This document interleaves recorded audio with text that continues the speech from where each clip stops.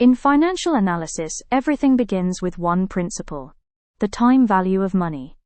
Money today is not the same as money tomorrow. Let's start with a simple savings plan. You invest $2,000 every year for 5 years, earning 6% annually. How much will you have at the end? To answer this, we use Excel's FV function.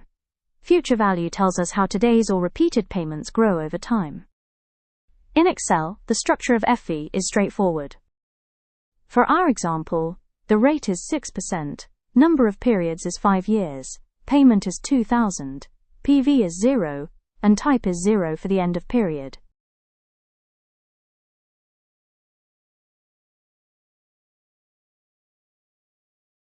Excel returns the accumulated value of all contributions, each compounded for the appropriate number of years. Now let's reverse the question. Suppose you want $15,000 in 5 years. How much must you invest today at 6% to reach that target?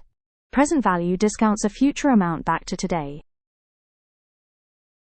In Excel, the PV function mirrors the structure of FV. For our target of $15,000 in 5 years, the rate is 6%, the number of periods is 5 years, the payment is 0, the future value is $15,000, and type is 0 for the end of period. The result is negative because it represents the amount you must invest today. If your target is $25,000 in 10 years, the present value changes.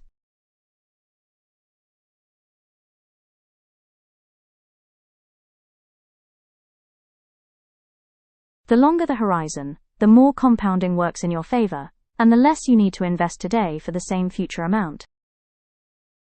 PV and FV are the mechanics behind NPV, bond pricing, retirement planning, and valuation.